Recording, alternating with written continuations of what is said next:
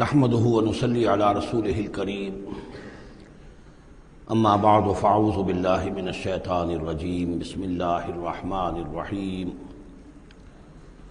واتل ما اوحي اليك من كتاب ربك لا مبدل لكلماته ولن تجد من دونه ملتحدا واصبر نفسك مع الذين يدعون ربهم بالغداة والعشي يريدون وجهه ولا تعد عيناك عنهم تريد زینة الحیاة الدنیا ولا تطع من اغفلنا قلبه عن ذکرنا واتبع هواه وكان امره فرطا وقل الحق من ربكم فمن شاء فليؤمن ومن شاء فليكفر انا اعتدنا للظالمين نارا احاط بهم سرادقها صدق اللہ العظیم۔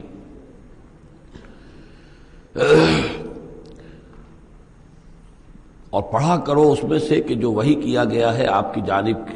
آپ کے رب کی کتاب میں سے، اس کی باتوں کا بدلنے والا کوئی نہیں، اور نہیں پاؤ گے تم اپنے لیے اس کے سوا کوئی اور جائے پناہ۔ تھامے رکھو، روکے رکھو اپنے آپ کو ان لوگوں کے ساتھ جو پکارتے ہیں اپنے رب کو صبح و شام اور چاہتے ہیں اس کی رضا، طالب ہیں اس کے روئے انور کے، اور نہ دوڑیں آپ کی نگاہیں ان سے ہٹ کر آپ کے دنیا کو یہ محسوس ہو، یہ مغالطہ ہو کہ ترید و زینت الحیات الدنیا۔ یہ ذرا مشکل مقام ہے قرآن مجید کا کہ بظاہر تو الفاظ یہ ہیں کہ آپ کی نگاہیں دنیا کی زیبائش اور آرائش کی تلاش میں ان فقراء اور غرباء سے ہٹ کر امراء کی طرف نہ اٹھیں، لیکن ظاہر بات ہے کہ حضور صلی اللہ علیہ وسلم کی یہ شان نہیں تھی، لہذا اس میں جو بات سمجھ میں آتی ہے وہ یہ ہے کہ ایسا نہ ہو کہ آپ کے التفات کی وجہ سے دنیا یہ محسوس کرے کہ ان کی نگاہ میں بھی وقت اور اہمیت جو ہے وہ دنیاوی مال و دولت اور اسباب کی ہے۔ کسی داعی حق کے لیے یہ معاملہ بہت ہی نازک ہوتا ہے کہ ایک طرف جو حالات و واقعات ہیں اس کے اعتبار سے، جو حقائق ہیں اس کے اعتبار سے، معاشرے کے جو اونچے طبقات ہوتے ہیں، جو وہاں سرداری یا کسی اور طرح کی سربراہی کے منصب پر فائز ہوں یا ان کے پاس فراوانی ہو دولت کی، اب ظاہر بات ہے کہ ان کا ایک اثر و رسوخ ہوتا ہے معاشرے میں۔ ان میں سے کوئی ایک شخص ایمان لے آئے تو وہ بہت سے لوگوں کے برابر ہو جائے گا، جیسے حضرت عمر رضی اللہ تعالیٰ عنہ اور ابو جہل کو حضور نے دونوں کو پیش کیا اللہ کے سامنے کہ اللہ ان میں سے ایک کو ضرور میری جھولی میں ڈال دے۔ ظاہر بات ہے کہ اس سے اسلام کو تقویت حاصل ہوگی، اور اس سے یہ ہے کہ جن مسلمانوں پر کا قافیہ تنگ ہوا ہے، جن کو ستایا جا رہا ہے، اگر کوئی بڑا آدمی ایمان لے آئے گا تو ان کو بھی سہارا ملے گا، جیسے کہ حضرت عمر اور حضرت حمزہ کے ایمان لانے کے بعد جو غرباء تھے، فقراء تھے اور جو غلام تھے انہیں ستایا جا رہا تھا، انہیں کچھ ریلیف ملا ہے۔ اس حوالے سے ایک طرف تو اس کی ضرورت ہوتی ہے کہ ان کی طرف توجہ کی جائے، التفات رکھا جائے، تاکہ اگر وہ ایمان لے آئے تو اس سے ایمان کو بھی تقویت ہو، اسلام کو تقویت ہو، مسلمانوں کو بھی فائدہ پہنچے۔ دوسری طرف یہ اندیشہ ہوتا ہے کہ غرباء کا دل نہ دکھے، تیسری طرف یہ کہ لوگ یہ نہ سمجھیں کہ یہ بھی زیادہ جو ہے مدارات کرتے ہیں اور زیادہ التفات کرتے ہیں امراء کی طرف، اہم لوگوں کی طرف، گویا کہ ان کی نگاہوں میں بھی دنیا کی انہی چیزوں کی وقت ہے، انہی چیزوں کی اہمیت ہے۔ تو یہ تین طرف کی چیز سمجھیے کہ یہ چکی دو پارٹوں والی نہیں، تین پارٹوں والی ہے، کہ جس میں کوئی داعی جو ہوتا ہے وہ اس مخمصے میں آ جاتا ہے کہ ایک طرف تقاضا یہ ہے خود تحریک کا، دعوت کا، اس جد و جہد کا، اس کے تقاضے یہ ہیں کہ ان کی طرف التفات ہو، ان کی طرف توجہ کی جائے تاکہ ان میں سے کچھ لوگ ایمان لے آئیں تو کام میں سہولت حاصل ہو، مدد حاصل ہو، لیکن دوسری طرف یہ منفی دو اثرات بھی موجود ہیں۔ تو اس کے مابین جو ہے حکم دیا جا رہا ہے حضور صلی اللہ علیہ وسلم کو کہ بہرحال آپ یہ احتیاط کیجئے کہ یہ تاثر نہ ابھرنے پائے کہ محمد کے نزدیک بھی صلی اللہ علیہ وسلم اصل اہمیت جو ہے وہ دولت مند لوگوں کی ہے۔ وَلَا تُطِعْ مَنْ أَغْفَلْنَا قَلْبَهُ عَنْ ذِكْرِنَا، اور مت کہنا مانیے ان لوگوں کا، یہ جیسا کہ میں نے بارہا عرض کیا ہے کہ دباؤ پڑ رہا تھا سرداران قریش کی طرف سے کہ کچھ ہماری بات مان لیجئے، کچھ ہم آپ کی مان لیں گے۔ تو یہاں گویا کہ اس پہ پھر متنبہ کیا جا رہا ہے کہ جن لوگوں کو دلوں کو ہم نے اپنی یاد سے غافل کر دیا ہے، محروم کر دیا ہے، آپ ان کی باتیں سنیں بھی مت، ان کی طرف دھیان بھی مت دیجیے۔ وَلَا تُطِعْ مَنْ أَغْفَلْنَا قَلْبَهُ عَنْ ذِكْرِنَا وَاتَّبَعَ هَوَاهُ وَكَانَ أَمْرُهُ فُرُطًا وَقُلِ الْحَقُّ مِنْ رَبِّكُمْ، یہ جو مضمون ابھی ہم نے دوبارہ پڑھا ہے، اس کو آپ دیکھیں گے کہ یہ 21ویں پارے کی آغاز میں پھر دوبارہ آئے گا کہ جب بھی شدید کشاکش کا دور آیا ہے تو اس میں یہی ہدایات اللہ تعالیٰ کی طرف سے آئی ہیں حضور کو اور حضور کی وساطت سے تمام اہل ایمان کو، کہ قرآن مجید کے ساتھ تمسک جو ہے اور مضبوط کرو، قرآن مجید کے ساتھ اپنے تعلق کو اور گہرا کرو، اور اس کو پڑھنا اور اس کا جو ہے اس کے ساتھ جو ہے اپنے اوقات کا بسر کرنا، اس میں اور اضافہ کرو، اسی سے تم ان شدائد اور مصائب کا مقابلہ کر سکو گے۔ وَقُلِ الْحَقُّ مِن رَبِّكُمْ، اور کہہ دیجئے یہ حق ہے میرے رب کی طرف، تمہارے رب کی طرف سے جو میں پیش کر رہا ہوں۔ فَمَن شَاءَ فَلْيُؤْمِنْ وَمَن شَاءَ فَلْيَكْفُرْ، تو اب جو چاہے ایمان لائے، جو چاہے کفر کرے۔ یہ بالکل وہی بات ہے جو سورۃ الدہر میں کہی گئی ہے کہ اما شاکرا و اما کفورا، ہم نے پورا اختیار دے دیا، انا ہدیناہ السبیل اما شاکرا و اما کفورا، یہ اختیار ہم نے انسان کو دیا ہے، چاہے شکر گزار بندہ بنے، چاہے کفران نعمت کی روش اختیار کرے۔ تو یہاں انداز یہ ہے کہ آپ ان کفار سے کہہ دیں کہ میں دعوت پیش کر رہا ہوں، اب تمہیں ایمان لانا ہے لاؤ، کفر کرنا ہے کفر کرو، لیکن بین کی کوئی بات نہیں ہو سکتی، کوئی گیو اینڈ ٹیک، کوئی جو ہے کمپرومائز، یہ ممکن نہیں ہے۔ قُلِ الْحَقُّ مِن رَبِّكُمْ، ٹیک اٹ اور لیو اٹ، یہ حق ہے تمہارے رب کی طرف سے، چاہے اسے چھوڑ دو تو پورے کو چھوڑنا ہوگا، قبول کرنا ہے تو پورے کو کرنا ہوگا۔ فَمَن شَاءَ فَلْيُؤْمِنْ وَمَن شَاءَ فَلْيَكْفُرْ إِنَّا أَعْتَدْنَا لِلظَّالِمِينَ نَارًا، ہم نے ظالموں کے لیے، کافروں کے لیے، مشرکوں کے لیے آگ تیار کر رکھی ہے، احاطہ بہم سرادقہا، اس کی قناتیں ان کا احاطہ کر لیں گی، وہ قناتوں کی شکل میں آگ ہوگی، ان کو گھیرے میں لے لیں گی۔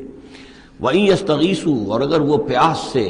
جہاں بلب ہو کر پانی مانگیں گے، یغاثوا بماء کالمہل یشفی الوجوہ،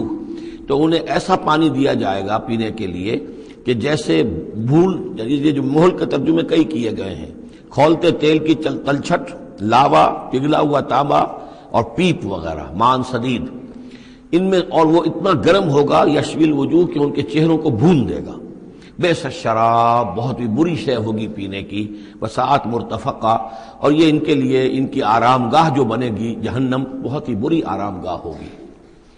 اس کے برعکس وہی سائملٹینیس کنٹراسٹ کا اسلوب، ان الذین آمنوا وعملوا الصالحات، جو لوگ ایمان لائیں اور نیک عمل کریں، انا لا نضیع اجر من احسن عملا، ہمارا یہ اصول نہیں ہے کہ جو لوگ اچھے عمل کریں ان کے اجر کو ہم ضائع کر دیں، ان کا اجر بھرپور انہیں ملے گا۔ اولئک لہم جنات عدن تجری من تحتہم الانہار، یہ وہ لوگ ہیں کہ جن کے لیے ہیں وہ رہنے والے باغات، ریزیڈینشل گارڈنز، جن کے دامن میں ندیاں بہتی ہوں گی، یحلون فیہا من اساور من ذہب، انہیں پہنائے جائیں گے وہاں کنگن سونے کے، ویلبسون ثیابا خضرا من سندس، اور ان کو وہ پہنیں گے وہاں پر کپڑے سبز رنگ کے، باریک ریشم کے اور گاڑھے ریشم کے، یعنی اوپر کا لباس جو ہوگا وہ باریک ریشم کا ہوگا اور جو نیچے کا لباس ہوگا وہ گاڑھے ریشم کا ہوگا۔ متکئین فیہا علی الارائک، اور وہ وہاں پر تکیہ لگائے ہوئے، ٹیک لگائے ہوئے بیٹھے ہوں گے تختوں کے اوپر۔ نعم الثواب، کیا ہی اچھا بدلہ ہوگا، وحسنت مرتفقہ، اور کیا ہی خوب ان کے لیے آرام گاہ ہوگی۔ 5ویں رکوع میں ایک مکالمہ آ رہا ہے دو اشخاص کا۔ ایک شخص وہ ہے کہ جس کو اللہ نے دنیاوی نعمتیں جو بھی اس دور کی تھیں بھرپور دی ہیں، مادی وسائل بھرپور دے رکھے ہیں، اور وہ اس قدر اس کا معاملہ ٹھیک چل رہا ہے کہ ہوتے ہوتے اس کی نگاہ اب اللہ کی طرف سے ہٹ کر ان مادی اسباب و وسائل ہی پر جم گئی ہے، اس کا توکل اور اعتماد اسی پر قائم ہو گیا ہے۔ ایک دوسرا شخص دنیاوی اعتبار سے مرفع الحال نہیں ہے، اس کے پاس دولت نہیں ہے، دنیاوی چیزیں نہیں ہیں، لیکن وہ اللہ تعالیٰ کی معرفت اسے حاصل ہے۔ وہ اس دولت مند آدمی کو کوئی نصیحت کرتا ہے کہ تم اللہ کو بھول گئے ہو، تمہیں چاہیے کہ ہم تمام چیزوں کے اوپر جو بھی اللہ نے تمہیں دی ہے اس کا شکر ادا کرو، اس کا حق ادا کرو۔ لیکن اس نے اپنے گھمنڈ میں آ کر اسے بہت تلخ جواب دیا کہ میرے پاس یہ سب کچھ ہے، تو گویا کہ میں اللہ تعالیٰ کا لاڈلا ہوں، چہیتا ہوں، تم جوتیاں پٹخار رہے ہو، تمہارے پاس کچھ نہیں ہے، تمہاری کوئی حیثیت نہیں ہے، تمہاری یہ حیثیت ہی نہیں ہے کہ مجھے تم واعظ بھی کہو۔ لیکن یہ کہ اس پر پھر جو ان کے درمیان معاملہ ہوا تو انہوں نے کہا، اس شخص نے، کہ ہو سکتا ہے کہ اللہ تعالیٰ تمہارے اس سارے دولت کو اور مال و اسباب کو ضائع کر دے، لیکن یہ کہ اس نے کہا کیسے ہو سکتا ہے، میں نے سارا بندوبست ٹھیک کیا ہوا ہے۔ بہرحال نتیجہ یہ نکلا کہ اللہ تعالیٰ نے اس کی اس پوری دولت کو ایک طریقے سے ضائع کر دیا، اور پھر وہ اپنے ہتھیلیاں ملتا رہ گیا، کف افسوس ملتا رہ گیا، اور اس نے کہا ہائے کاش کہ میں نے اپنے رب کے ساتھ شرک نہ کیا ہوتا۔ حالانکہ اس پورے رکوع میں کہیں کسی دیوی کا، دیوتا کا، کسی اور الہہ کا کوئی ذکر نہیں ہے۔ تو اس رکوع میں سمجھنے کی بات یہ ہے کہ ایک شرک ہے مادہ پرستی کا شرک، مادی اسباب و وسائل پر اتنا تکیہ ہو جائے، اتنا توکل ہو جائے، اتنا اعتماد ہو جائے کہ پھر اللہ تعالیٰ کو انسان بھول جائے، مسبب الاسباب پر سے نگاہ ہٹ جائے اور وہ سمجھے کہ سارا اعتماد اور توکل میرا ان مادی اسباب و وسائل پر ہے۔ تو یہاں گویا کہ اس نے ان مادی وسائل و اسباب ہی کو اپنا معبود بنا لیا ہے۔ تو یہ شرک ہے جو اس دور کا سب سے بڑا شرک ہے۔ اس دور میں بت پرستی کا شرک بہت کم رہ گیا ہے، اب ستارہ پرستی کا شرک کہاں رہ گیا ہے؟ کون لوگ ہیں جو ستاروں کو پوجتے ہیں؟ اب تو انسان سمجھتا ہے ستاروں تک تو ہم پہنچ ہی جائیں گے، ہمارا علم تو پہنچ ہی چکا ہے، چاند تک ہم اتر آئے ہیں، اب چاند کو کون پوجے گا؟ یہ جو اب ساری جو ہے اب جو پوجا پاٹ ہو رہی ہے وہ تو مادہ پرستی کی ہے، وہ دولت کی ہے، وہ در حقیقت یا وہ نظریاتی طور پر وطن پرستی ہے، اس کا ایک شرک ہے۔ تو یہ اس دور کے شرک کو سمجھنا بہت ضروری ہے، اور یہ رکوع اس اعتبار سے کہ اس میں کسی دیوی دیوتا کا ذکر نہیں ہے۔ تو شرک کون سا کیا اس نے؟ وہ شرک یہی ہے کہ اس نے دنیاوی مال و اسباب اور مادی اسباب و ذرائع کے اوپر اپنے سارے توکل کو جو ہے اس کے ساتھ منسلک کر دیا، یہی گویا کہ اس کو معبود بنا لینا ہے۔ وَاضْرِبْ لَهُم مَثَلَ الرَّجُلَيْنِ، ان کے لیے بیان کیجئے دو اشخاص کی مثال۔ جعلنا لأحدهما جنتین من اعناب، ان میں سے ایک کو ہم نے دیے تھے دو باغ انگوروں کے، وحففناہما بنخل، اور ان دونوں کو گھیرے میں لیا ہوا تھا کھجوروں کے درختوں نے۔ اب دیکھیے کہ انگوروں کی بیلیں ہیں، اور چونکہ ادھر ادھر سے ہوا تیز نہ آئے تو کھجوروں کے جھنڈ جو ہیں وہ چاروں طرف لگے ہوئے ہیں، تاکہ ان کے مابین جو اس کی انگوروں کی بیلیں ہیں وہ بڑی محفوظ ہیں۔ وجعلنا بینہما زرعا، اور ان کے درمیان کھیتی بھی تھی، یعنی یہ کہ اناج کا سامان بھی ہے اور انگوروں کی بیلیں بھی ہیں اور یہ کہ کھجوروں کے درخت بھی ہیں۔ کلتا الجنتین آتت اکلھا، اور وہ دونوں باغات اپنا پھل دیتے تھے، ولم تظلم منہ شیئا، سال بسال پھل آ رہا ہے، سال ہر سال ہو گئے، ہر سال پھل آ رہا ہے، اس میں کوئی کمی نہیں کرتے تھے۔ جب یہ چیز چلتی رہتی ہے تو آدمی کا خود بخود ایک توکل جو ہے وہ اس چیز کے ساتھ وابستہ ہو جاتا ہے، وہ بھول جاتا ہے کہ اس کی اللہ تعالیٰ کے فضل و کرم سے ہے یا اللہ کے اذن سے ہے، بلکہ یہ کہ وہ انہی چیزوں کو سمجھ بیٹھتا ہے کہ یہ دائم ہے اور قائم ہے۔ وَفَجَّرْنَا خِلَالَهُمَا نَهْرًا، اور ہم نے ان کے مابین ایک نہر بھی نکال دی تھی، آب پاشی کا بھی پورا نظام موجود ہے۔ وَكَانَ لَهُ ثَمَرٌ، اور اس کے میوے بھی تھے، یعنی یہ بھی تھا کہ باغ جو ہے پھلا ہوا اس وقت، انگور بھی ہیں اور کھجور بھی جو ہے درخت جو ہیں لدے ہوئے ہیں۔ اور ایک اس کا مفہوم یہ بھی ہے میرے نزدیک جو زیادہ راجح ہے کہ اس کو اولاد بھی اللہ نے خوب دی تھی۔ جیسے درختوں پر پھل لگتا ہے تو انسان کے لیے اس کی اولاد جو ہے اس کے پھل کی حیثیت رکھتی ہے، تو گویا کہ اس کو اولاد بھی ملی تھی۔ فقال لصاحبہ وہو یحاورہ، تو کہا اس نے اپنے ساتھی سے، ان سے وہ گفتگو کر رہے تھے، آپس میں گفتگو کر رہا، انا اکثر منک مالا واعز نفرا، میں تم سے کہیں بڑھ کر ہوں مال میں اور نفری میں۔ اب یہ نفری کے حوالے سے میں نے کان لہو ثمر، اس کے بیٹے بھی تھے، اولاد بھی تھی، تو اس کے حوالے سے وہ نفری کی بات بھی کر رہا ہے، میرے بازو بھی بہت ہیں۔ وَدَخَلَ جَنَّتَهُ، اور وہ داخل ہوا اپنے باغ میں، وَهُوَ ظَالِمٌ لِنَفْسِهِ، اور وہ اپنے جان پر ظلم کر رہا تھا، یعنی اسی گمراہی کے اندر مبتلا تھا۔ قَالَ مَا أَظُنُّ أَن تَبِيدَ هَٰذِهِ أَبَدًا، انہوں نے کہا میں نہیں سمجھتا کہ یہ باغ بھی کبھی اجڑ سکتا ہے۔ کیا مجھے دھمکا رہے ہو کہ اللہ تعالیٰ جو ہے کہیں تم میری یہ دولت سلب نہ کر لے؟ دیکھو میں نے کھجوریں کس حساب سے یہاں پر لگائی ہیں کہ کوئی اگر آئے بھی، کوئی باد سرسر آئے یا کوئی اور بھی ہوا کا تیز لو کے جھونکے آئیں تو وہ میری انگوروں کے بیلوں تک نہ پہنچے۔ یہ گویا کہ سینٹینلز کھڑے ہوئے ہیں، کھجور کے درخت جو ہیں وہ روک رہے ہیں۔ پھر میں نے یہاں پہ آب پاشی کا نظام ہے، میرے نہر چلی ہوئی ہے۔ ما اظن ان تبید هذه ابدا، میں نہیں سمجھتا کہ میرا یہ باغ جو ہے کبھی یہ کہ برباد بھی ہو سکتا ہے۔ وما اظن الساعة قائمة، اور یہ جو تم قیامت وغیرہ کی بات کر رہے ہو، اول تو میرا گمان نہیں ہے کہ کوئی قیامت کھڑی ہونے والی ہے۔ وما اظن الساعة قائمة، میں نہیں سمجھتا کہ یہ قیامت ہونے والی ہے۔ ہاں ڈکوسلے سے ہیں، کچھ بڑوں سے سنا تو ہے، اور یہ کہ وَلَئِن رُدِدتُّ إِلَىٰ رَبِّي، اگر مجھے لوٹا ہی دیا گیا اپنے رب کے پاس، لَأَجِدَنَّ خَيْرًا مِنْهَا مُنْقَلَبًا، تو مجھے وہاں لازماً ملے گا بہت بہتر لوٹ کر۔ اب اس کے اندر ایک فلسفہ ہے ان کا کہ جب اللہ نے مجھے یہاں دیا، اللہ کے وہ منکر نہیں تھے، اللہ نے مجھے یہاں دیا ہے تو اس کا مطلب یہ کہ میں چہیتا ہوں، لاڈلا ہوں، یا اللہ نے مجھے کچھ صلاحیتیں دی ہیں، میں نے بڑی عمدہ پلاننگ کر کے باغ بنائے ہیں، سارا اس کا بندوبست کیا ہے، تو یہ میری جو صلاحیت ہے، یہ اللہ کی دی ہوئی جو میرے اندر ہے، یہ جو خیر ہے، یہ کہاں چلا جائے گا؟ آخرت میں بھی مجھے پھر ملے گا اور اس سے بہتر ملے گا، اور تم جیسے یہاں جوتیاں پٹخار رہے ہو ایسے وہاں پٹخارو گے۔ وَلَئِن رُدِدتُّ إِلَىٰ رَبِّي، اگر بالفرض ہو ہی گیا ایسا، لوٹا ہی دیا گیا میں اپنے رب کی طرف، لَأَجِدَنَّ خَيْرًا مِّنْهَا مُنقَلَبًا، تو اس سے بھی بہتر مجھے وہاں پر ملے گا۔ قَالَ لَهُ صَاحِبُهُ، اب اس اللہ کے بندے نے جو نیک بندہ تھا کہا اس سے، اس کے ساتھی نے، وَهُوَ يُحَاوِرُهُ، اور ان سے گفتگو کر رہا تھا، أَكَفَرْتَ بِالَّذِي خَلَقَكَ مِن تُرَابٍ، کیا تو نے کفر کیا اس ہستی کا جس نے تجھے مٹی سے بنایا، ثم من نطفہ، پھر پانی کی گندے پانی کی بوند سے بنایا، ثم سواک رجلا، پھر تجھے ایک پورا انسان بنا کر کھڑا کر دیا۔ اب یہاں تجھے کفر کون سا کیا؟ یعنی یہ کہ وہ رب مان رہا ہے اللہ کو، اور رب کے ساتھ اس نے کسی اور کا ذکر نہیں کیا ہے۔ مطلب یہ کہ آخرت کا انکار در حقیقت اللہ کا انکار ہے۔ اگر تم آخرت کے بارے میں جو کہہ رہے ہو کہ نہیں میں نہیں سمجھتا کہ یہ کوئی ہونے والی بات ہے، تو چاہے تم اللہ کو اقرار کر رہے ہو، لیکن حقیقت میں اگر آخرت کو نہیں مانتے تو گویا کہ اللہ کا انکار ہے۔ لیکن هو اللہ ربی، لیکن جہاں تک میرا معاملہ ہے، میں نے تو اللہ کو اپنا رب مانا ہوا ہے، وہی میرا مالک ہے، آقا ہے، ولا اشرک بربی احدا، اور میں اپنے رب کے ساتھ کسی کو شریک نہیں ٹھہراتا۔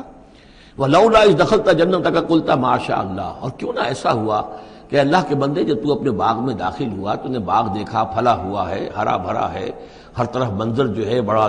دل خوشکن منظر ہے، تو کہتا ما شاء اللہ۔ یہ پھر وہی مجلسی کلمہ آ گیا جس میں توحید کوٹ کوٹ کر بھری ہوئی ہے، ماشاء اللہ، یہ جو اللہ نے چاہا، جو اللہ نے چاہا، یہ سب اس کے فضل و کرم سے ہے۔ لا قوت الا باللہ، کوئی طاقت نہیں ہے اللہ کے سوا۔ اگر اللہ کی طرف سے یہ بات نہ ہوتی تو میرے اندر کوئی صلاحیت نہیں تھی، اللہ ہی کی ہے در حقیقت، یہ دین ہے اسی کی عطا ہے۔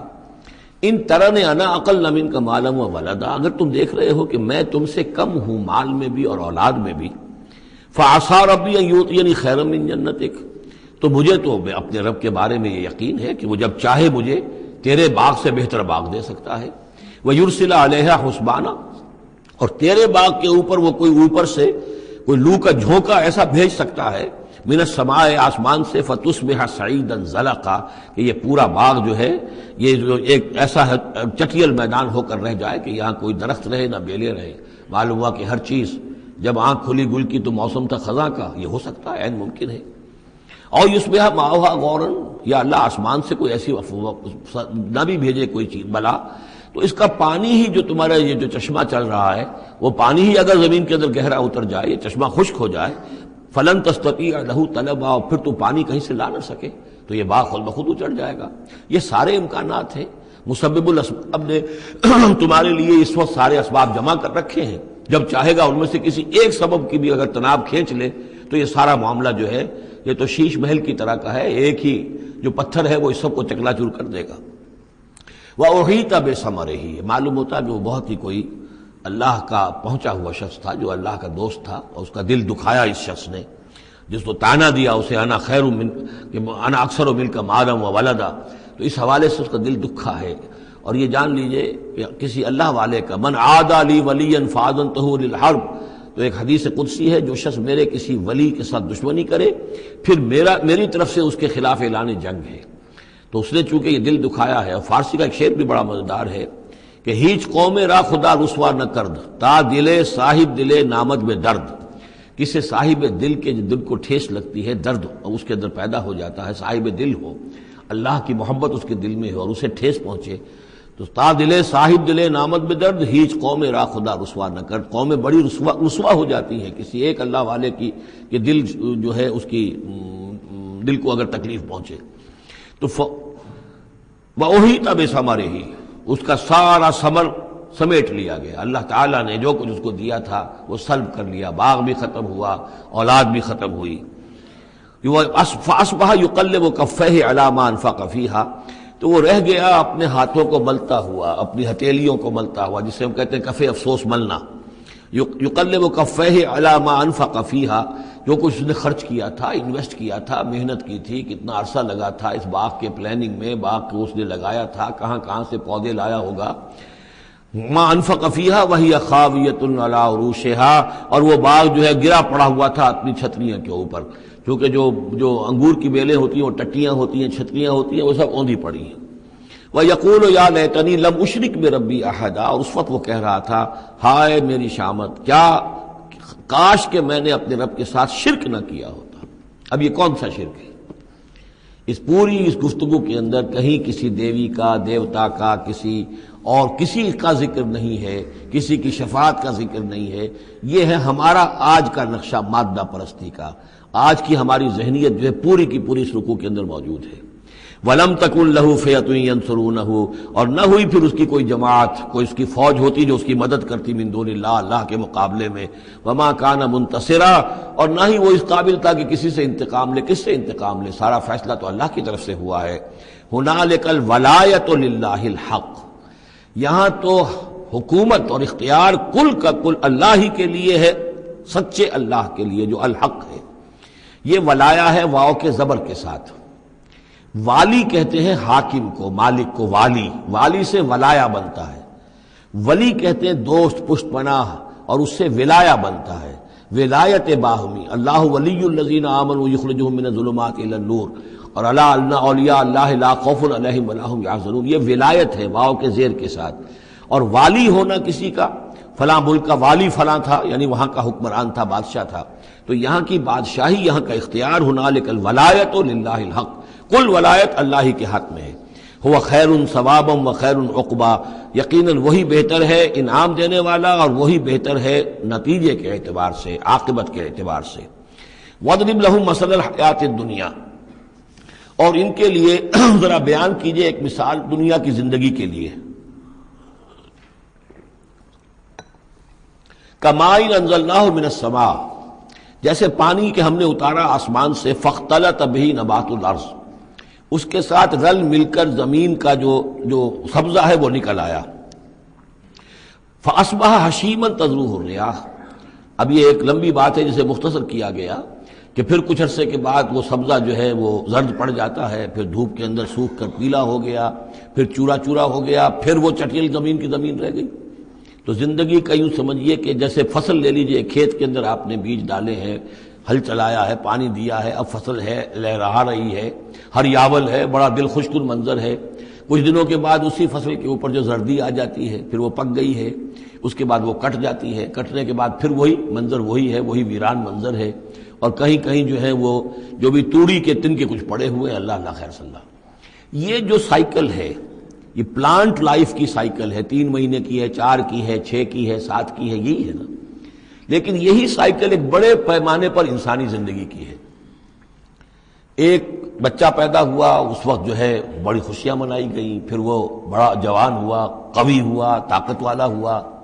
پھر اس کے اوپر ادھیڑ ابر آ گئی، بال میں سفیدی آ گئی، چہرے پر جو ہے وہ جھریاں پڑنی شروع ہوئیں، اس کے بعد پھر اس پر موت وارد ہوئی، پھر اسے قبر میں اتار دیا گیا، وہ مٹی سے تھا اور مٹی میں جا کر مل گیا۔ ایک ہی سپین ایک چل رہا ہے، سائیکل چل رہا ہے۔ یہ انسانی زندگی کا سائیکل ہے، اور یہ جو نباتاتی زندگی کا سائیکل ہے، فرق اس میں کچھ نہیں ہے۔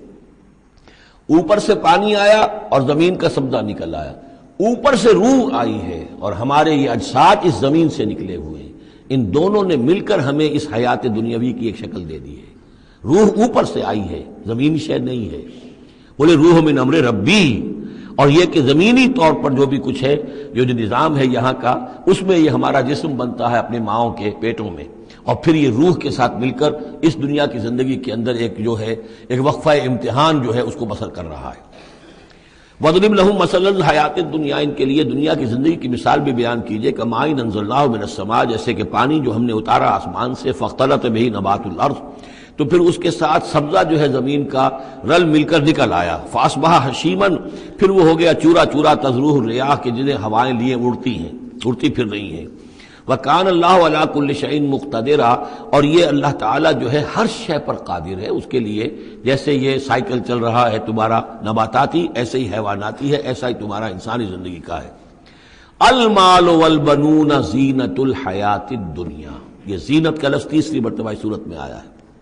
اور یہ اس کا عمود ہے، میں بتا چکا ہوں آپ کو۔ انا جعلنا ما علی الارض زینۃ لها لنبلوہم ایہم احسن عملا، پھر آیا ترید و زینت الحیات الدنیا۔ اے نبی دیکھیے کہیں لوگوں کو گمان نہ ہو کہ محمد بھی دنیا کی زندگی کی زیبائش اور آرائش ہی پر ریجھے ہوئے ہیں، معاذ اللہ، صلی اللہ علیہ وسلم۔ اب یہاں فرمایا یہ دنیا کی زندگی جو تمہاری ہے، اس میں اولاد اور مال یہ تمہارے لیے زیبائش ہے، آرائش ہے، لیکن کتنی دیر کی؟ صرف اس زندگی کا معاملہ ہے، اسی کے لیے یہ ساز و سامان ہے جو برت لوگے، یہ رشتے جو ہیں یہ بھی یہاں ہی کے لیے ہیں، آخر میں تو ظاہر بات ہے کہ پھر جو ہے تمہیں اکیلے جا کر پیش ہونا اللہ کی عدالت میں، نہ کوئی باپ تمہارا ساتھ دے گا، نہ کوئی بیوی ساتھ دے گی، نہ کوئی بیٹا ساتھ دے گا، کلہم آتی ہے یوم القیامت فردا، اگلی سورہ جو ہے سورہ مریم، اس کے اندر یہ بات آ رہی ہے، اکیلے اکیلے جو ہے پھر وہ اپنا پورا محاسبہ جو ہے اس کو فیس کرنا ہے۔ المال والبنون زینت الحیات الدنیا، مال اور بیٹے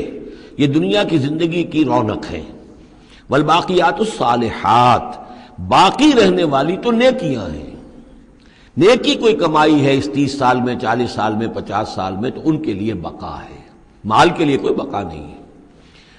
الباقیات الصالحات خیر عند ربک ثواب و خیر عملا، وہ یقیناً بہتر ہیں تیرے رب کے نزدیک ثواب کے اعتبار سے، بدلے کے اعتبار سے بھی، اور توقع اور امید کے اعتبار سے۔ امید اگر کوئی لگانی ہے تو یہ مال اسباب سے نہ لگاؤ،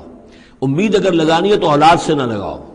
امید لگانی ہے تو کوئی نیکی اگر ہے اور آخرت میں اس کا اجر و ثواب کی توقع ہے تو تمہارے لیے سہارا جو ہے اصل بننا چاہیے وہ۔ وَيَوْمَ نُسَيِّرُ الْجِبَالَ، اب یہ قیامت کا نقشہ کھینچا جا رہا ہے، اور جس دن کہ ہم چلائیں گے پہاڑوں کو، وَتَرَى الْأَرْضَ بَارِزَةً، اور تم دیکھو گے کہ زمین بالکل ننگی ہو گئی ہے، کوئی اونچائی نہیں رہی، کوئی نیچائی نہیں رہی، کوئی اونچ نہیں، کوئی ٹیڑھ نہیں، کچھ نہیں، سیدھی چٹیل پہاڑ چل جائیں گے تو آئی بات ہے کہ یہ اونچائیاں ختم ہو جائیں گی۔ وَحَشَرْنَاهُمْ، اور ہم ان سب کو جمع کریں گے، وَلَمْ نُغَادِرْ مِنْهُمْ أَحَدًا، اور ان میں سے ایک کو نہیں چھوڑیں گے، کوئی بھی نسل انسانی کا جو حضرت آدم سے لے کر اور قیامت کے آخری ساعت تک جو لوگ بھی پیدا ہوں گے سب کے سب موجود ہوں گے۔ وَعُرِضُوا عَلَىٰ رَبِّكَ صَفًّا، وہ پیش کیے جائیں گے اپنے رب کے سامنے صفیں باندھے ہوئے۔ لَقَدْ جِئْتُمُونَا كَمَا خَلَقْنَاكُمْ أَوَّلَ مَرَّةٍ، یہ پہلے بھی مضمون آ چکا ہے، آ گئے ہونا ہمارے پاس جیسے کہ ہم نے پیدا کیا تھا پہلی مرتبہ۔ پہلی مرتبہ کب؟ عالم ارواح میں، وہ اکٹھے تھے سب کے سب۔ بعد میں جو دنیا میں پیدائش ہماری ہوئی ہے یہ تخلیق ہے دوسری مرتبہ، یہ زمینی تخلیق کے ساتھ روح کو جوڑ کر جو ہے یہ ہمارا در حقیقت یہ تخلیق ثانی ہے۔ تخلیق اول جو ہے وہ تو ہماری ارواح کی شکل میں ہوئی، اور وہی شکل میں تھی کہ آدم سے لے کر اگر کل دنیا کی زندگی 15,000 برس ہو، فرض کیجئے آدم کے بعد سے لے کر قیامت تک، تو 15,000 برس تک جتنے انسان نسل آدم میں پیدا ہوئے بیک وقت وہ موجود تھے اس وقت بھی، اور بیک وقت موجود ہوں گے قیامت کے میدان میں بھی۔ لَقَدْ جِئْتُمُونَا، آ گئے ہو ہمارے پاس، کَمَا خَلَقْنَاكُمْ أَوَّلَ مَرَّةٍ، جیسے کہ ہم نے پیدا کیا تھا تمہیں پہلی بار۔ بَلْ زَعَمْتُمْ أَن لَّن نَّجْعَلَ لَكُم مَّوْعِدًا، اس وقت ہم نے تم سے ایک قول و قرار لیا تھا، لست بربکم قالوا بلا، لیکن اس دنیا کی زندگی میں تمہیں یہ گمان ہو گیا تھا کہ تمہارے لیے ہم کوئی وقت، وعدے کا وقت مقرر نہیں کریں گے، یعنی ملاقات نہیں ہوگی، تم بھول گئے تھے اس ملاقات کو، جی چرا رہے تھے ہم سے ملنے سے، الذین لا یرجون لقاءنا، جو ہم سے ملاقات کی امیدوار ہی نہیں ہے، اس خیال ہی کو ذہنوں سے دور رکھتے تھے کہ کبھی اللہ کے حضور میں حاضری ہے۔ ووضع الکتاب، اور اعمال نامہ لا کر رکھ دیا جائے گا، وضع۔ اب وہ اعمال نامہ کیا ہوگا؟ کون سا جائنٹ قسم کا کوئی کمپیوٹر ہوگا؟ ہر فرد نوع بشر، آدم کی ہر نسل کا اس میں پورا کارنامہ زندگی محفوظ ہوگا۔ آپ کو معلوم ہے جیسے کمپیوٹر کے اوپر ایک بٹن دبتا ہے اور وہ سب آ گیا، اور ایک بٹن دبے گا اس کا پورا جو چھپ کر بھی آ گیا، ایک ایک فرد کی پوری زندگی کا ریکارڈ موجود ہے۔ جیسا کہ میں نے کئی بار عرض کیا، ان چیزوں کا ماننا اب جتنا آسان ہو گیا ہے، آج سے 100 برس پہلے ماننا اتنا آسان نہیں تھا۔ کس قدر گہرے ایمان بالغیب کی ضرورت تھی۔ آج تو یہ چیزیں ہمارے حساب کتاب میں آ رہی ہیں، چھوٹے چھوٹے سے بٹن کی طرح کا تو ٹیپ ریکارڈر ہوتا ہے کہ آپ سے ملنے کے لیے کوئی آیا ہے، آپ کو پتہ ہی نہیں، اور اس کا جو بٹن ہے، جو کوٹ کا آپ بٹن سمجھ لیں، وہ ٹیپ ریکارڈر ہے، وہ آپ کے ساتھ جو گفتگو ہو رہی ریکارڈ ہو رہی ہے، آپ کو پتہ ہی نہیں۔ جو صورتحال یہ ہو چکی ہے، ذرا لگائیے کہیں پر اور آپ کو معلوم ہوگا کہ آپ کی ساری گفتگو سن لیجیے آپ۔ تو یہ ساری ریکارڈنگ کے ہر چیز محفوظ ہو رہی ہے، اعمال نامے میں ہر شے موجود ہے۔ ووضع الکتاب، اور وہ لا کر اعمال نامہ رکھ دیا جائے گا، کہیں سے وہ کمپیوٹر شاید کس جگہ پر ہے، اور وہاں سے وہ انسٹال جو ہے وہاں سے لا کر میدان حشر میں ٹکایا جائے گا۔ ووضع الکتاب فترى المجرمین مشفقین مما فیہ، تم دیکھو گے اب مجرموں کو ڈر رہے ہوں گے، کانپ رہے ہوں گے کہ اس میں کیا کچھ ہے۔ وَيَقُولُونَ، اور وہ کہتے ہوں گے، یا ویلتنا، ہائے ہماری شامت، ما لہذا الکتاب، یہ کیسا اعمال نامہ ہے، لا یغادر صغیرۃ ولا کبیرۃ، اس نے تو کسی چھوٹی سی چھوٹی بات کو نہیں چھوڑا، نہ کسی بڑی بات کو چھوڑا، الا احصاها، مگر یہ کہ اس کو محفوظ رکھا ہوا ہے۔ اس نے تو مائنیوٹس ڈیٹیلز کو بھی اومٹ نہیں کیا ہے، کیسا یہ اعمال نامہ؟ ما لہذا الکتاب لا یغادر صغیرۃ ولا کبیرۃ الا احصاها ووجدوا ما عملوا حاضرا، ما عملوا، اور وہ پائیں گے جو بھی عمل انہوں نے کیا ہوگا اسے موجود۔ ولا یظلم ربک احدا، تیرا رب کسی پر ظلم نہیں کرے گا، یہ تمہارے اپنے اعمال ہیں۔ اب دیکھیے یہاں 6 رکوع ختم ہوئے، 7واں رکوع شروع ہو رہا ہے، اور 7ویں رکوع کی پہلی آیت سورہ بنی اسرائیل میں بھی یہی تھی، وَإِذْ قُلْنَا لِلْمَلَائِكَةِ اسْجُدُوا لِآدَمَ فَسَجَدُوا إِلَّا إِبْلِيسَ، بالکل ٹھیک درمیان میں سورہ بنی اسرائیل میں بھی 12 رکوع اس کے ہیں، 12 رکوع اس کے ہیں۔ سورہ بنی اسرائیل کی 111 آیات ہیں، سورہ کہف کی 110 آیت ہیں، یعنی یوں سمجھیے کہ نہایت حسین، متوازن، ہر اعتبار سے بہت ہی خوبصورت جوڑا ہے۔ اس کی نسبت زوجیت جو ہے اس سورہ بنی اسرائیل اور سورہ کہف کی بہت نمایاں ہے۔ میری ایک کتاب ہے، وہ اس میں آخری جو ہے اسی پر بحث ہے، قرآن حکیم کی صورتوں کا اجمالی تجزیہ، جس میں کہ اس کی نسبت زوجیت کو میں نے بڑی تفصیل کے ساتھ، اگرچہ بڑی اختصار ہے لیکن جامعیت کے ساتھ بیان کر دیا ہے۔ وَإِذْ قُلْنَا لِلْمَلَائِكَةِ اسْجُدُوا لِآدَمَ فَسَجَدُوا إِلَّا إِبْلِيسَ، اور جو یاد کرو جب کہ ہم نے کہا تھا فرشتوں سے کہ جھکو آدم کے سامنے، سجدہ کرو آدم کو، تو ان سب نے سجدہ کیا لیکن نہیں کیا ابلیس نے۔ کَانَ مِنَ الْجِنِّ، اب یہاں وہ حقیقت کھول دی گئی جو بقیہ 6 جگہوں پر نہیں ہے، وہ جنات میں سے تھا۔ فَفَسَقَ عَنْ أَمْرِ رَبِّهِ، فا یہاں پر اب علت کو ظاہر کر رہا ہے۔ فرشتہ کبھی بھی اللہ کے حکم سے سرتابی نہیں کرتا، فرشتہ اللہ کے حکم کی نافرمانی نہیں کرتا۔ یفعلون ما یؤمرون لا یعصون اللہ ما امرهم، تو یہ جو نافرمانی اس نے کی ہے اس کی وجہ یہ ہے کہ وہ فرشتوں میں سے نہیں تھا، جنات میں سے تھا۔ کان من الجن ففسق عن امر ربہ، تو اس نے وہ نگل بھاگا اپنے رب کے حکم سے، یہ نافرمانی کی اپنے رب کے فرمان کی۔ افتتخذونہ وذریتہ اولیاء من دونی، تو سوچو اے اولاد آدم، کیا تم اس کو اپنا ولی بناتے ہو اور اس کی نسل کو، اس کی اولاد کو، اس کے چیلوں چاٹوں کو، اس کے ایجنٹوں کو، ان سے دوستیاں گاٹتے ہو، من دونی، مجھے چھوڑ کر۔ میں تمہارا خیر خواہ، میں نے تمہارے سامنے سارے فرشتوں کو جھکوا دیا، میں نے تمہیں خلافت عرضی عطا فرمائی، تم میری کریشن کا ماسٹر پیس، کلائمیکس، اور تم بدبختو، تم نے مجھے چھوڑ کر دوست بنایا اس شیطان لعین کو اور اس کے ایجنٹوں کو اور اس کی اولاد کو، چاہے وہ اس کے ایجنٹ جو ہیں وہ اس کے صلب سے ہیں، اس کی اولاد سے ہیں، اور یا یہ کہ انسانوں میں سے ہیں۔ افتتخذونہ وذریتہ اولیاء من دونی، کیا تم اسے اور اس کے اولیاء اور اس کی نسل کے لوگوں کو، اس کی اولاد کو ولی بنا رہے ہو مجھے چھوڑ کر، وہم لکم عدو، جبکہ فی الواقع وہ تمہارے دشمن ہیں۔ بئس للظالمین بدلا، کتنا برا بدل ہے کہ جو ان ظالموں نے اپنے لیے اختیار کیا ہے، اللہ کو چھوڑ کر ان کی نفاقت، اللہ کی دوستی چھوڑ کر اس شیطان لعین کی دوستی۔ ما اشہدتہم خلق السماوات والارض ولا خلق انفسہم، میں نے تو ان جنات کو نہ تو انہیں شہید بنایا تھا آسمان اور زمین کی تخلیق کا، اور نہ ان کے اپنی تخلیق کا۔ وما کنت متخذ المضلین عضدا، اور میں ایسے بہکانے والوں کو اپنا مددگار نہیں بنایا کرتا۔ یہ جو تم نے ان کو میرے برابر بنا دیا، اس کو مجھے چھوڑ کر انہیں ولی بنا لیا، ان کی دوستی کر رہے ہو، تو آسمان کی اور زمین کی تخلیق میں، بلکہ خود ان کی تخلیق میں وہ کوئی اس کے شاہد نہیں ہے۔ وَيَوْمَ يَقُولُ نَادُوا شُرَكَائِيَ الَّذِينَ زَعَمْتُمْ، اور جس دن کہ اللہ کہے گا کہ پکارو ذرا میرے ان شرکاء کو جن کا تمہیں زعم ہو گیا تھا، تمہیں گمان تھا کہ وہ میرے شریک ہیں، فَدَعُوهُمْ، تو وہ پکاریں گے ان کو، فَلَمْ يَسْتَجِيبُوا لَهُمْ، تو وہ انہیں کوئی جواب نہیں دیں گے، وَجَعَلْنَا بَيْنَهُمْ مَوْبِقًا، اور ان کے درمیان ہم ہلاکت والی گھاٹی حائل کر دیں گے، خلیج حائل کر دیں گے، کہ وہ جو شرکاء چاہے اولیاء اللہ ہی ہوں اور چاہے وہ انبیاء ہوں اور چاہے فرشتے ہوں، لیکن وہ کہ خلیج حائل ہوگی ہلاکت کی، وہ ان کی مدد کے لیے یا ان کی بات سن کر ان کے سفارش کرنے کے لیے نہیں آ سکیں گے۔ وَرَأَى الْمُجْرِمُونَ النَّارَ، اور مجرمین جو ہیں، ظالم، گناہ گار، کافر، وہ دیکھیں گے آگ کو کہ اب یہ ہے جس میں ہمیں جھونکا جانا ہے، فَظَنُّوا أَنَّهُمْ مُوَاقِعُوهَا، اور انہیں یقین ہو جائے گا کہ اب وہ اس میں ڈال دیے جائیں گے۔ وَلَمْ يَجِدُوا عَنْهَا مَصْرِفًا، وہ نہیں پائیں گے اس سے کہیں بھی بھاگنے کی کوئی جگہ، اس سے انحراف کی کوئی راستہ۔ وَلَقَدْ صَرَّفْنَا فِي هَذَا الْقُرْآنِ لِلنَّاسِ مِنْ كُلِّ مَثَلٍ، یہ آیت جو کہ تو سورہ بنی اسرائیل میں بھی آیت نمبر 89 ہے، وہاں یہاں یہ آیت 54 ہے، لیکن فرق کیا ہے؟ وہاں ہے وَلَقَدْ صَرَّفْنَا فِي هَذَا الْقُرْآنِ مِنْ كُلِّ مَثَلٍ، وَلَقَدْ صَرَّفْنَا فِي الْقُرْآنِ، وہاں الفاظ کا تھوڑا سا فرق ہے۔ وَكَانَ الْإِنسَانُ أَكْثَرَ شَيْءٍ جَدَلًا، ہم نے اس قرآن میں کل مثالیں جو بیان کر دی ہیں لوگوں کی ہدایت کے لیے، لیکن یہ کہ وہاں ہے فَأَبَى أَكْثَرُ النَّاسِ إِلَّا كَفُورًا، لیکن اکثر لوگ جو ہیں وہ کفران نعمت ہی پر اڑے رہتے ہیں۔ یہاں فرمایا وَكَانَ الْإِنسَانُ أَكْثَرَ شَيْءٍ جَدَلًا، لیکن انسان جو ہے تمام مخلوقات سے بڑھ کر ہے جھگڑالو۔ وَمَا مَنَعَ النَّاسَ أَن يُؤْمِنُوا، یہ الفاظ بھی جو کہ تو سورہ بنی اسرائیل میں بھی آئے تھے۔ وَمَا مَنَعَ النَّاسَ أَن يُؤْمِنُوا آیت نمبر 94 ہے یہ وہاں۔ وَمَا مَنَعَ النَّاسَ أَن يُؤْمِنُوا إِذْ جَاءَهُمُ الْهُدَىٰ وَيَسْتَغْفِرُوا رَبَّهُمْ، اور نہیں روکا لوگوں نے کو ایمان لانے سے جبکہ ان کے پاس ہدایت آ گئی کہ وہ استغفار کرتے اپنے رب سے۔ إِلَّا أَن تَأْتِيَهُمْ سُنَّةُ الْأَوَّلِينَ، وہاں آیا ہے إِلَّا أَن قَالُوا أَبْعَثَ اللَّهُ بَشَرًا رَسُولًا، کہ ان کو ایمان سے روکنے والی ان کا یہ خیال تھا کہ کیا اللہ تعالیٰ نے انسان کو رسول بنا کر بھیجا ہے۔ یہاں فرمایا الا ان تاتیہم سنت الاولین، ان کو جو روکا گیا ہے وما منع الناس ان یؤمنوا اذ جاءهم الہدی،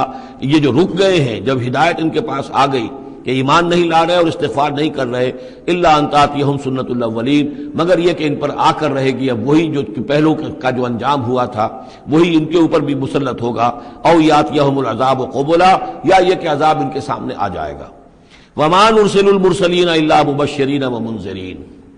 یہاں پہ جمع کے صیغے میں آ رہا ہے، سورہ بنی اسرائیل میں واحد کے صیغے میں آیا تھا آخری رکوع میں، وما ارسلناک الا مبشرا ونذیرا، اور ہم نے نہیں بھیجا ہے محمد آپ کو مگر مبشر اور نذیر بنا کر۔ یہاں جمع کے صیغے میں وما نرسل المرسلین الا مبشرین ومنذرین ویجادل الذین کفروا بالباطل،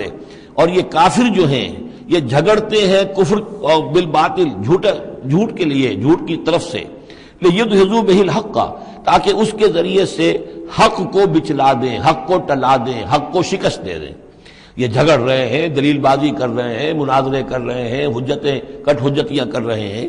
وَيُجَادِلُ الَّذِينَ كَفَرُوا بِالْبَاطِلِ لِيُدْحِضُوا بِهِ الْحَقَّ وَاتَّخَذُوا آيَاتِي وَمَا أُنذِرُوا هُزُوًا، اور انہوں نے میری آیات کو اور جو انہیں انذار کیا گیا، خبردار کیا گیا، اس کو ہنسی مذاق اور ٹھٹھا بنا لیا ہے۔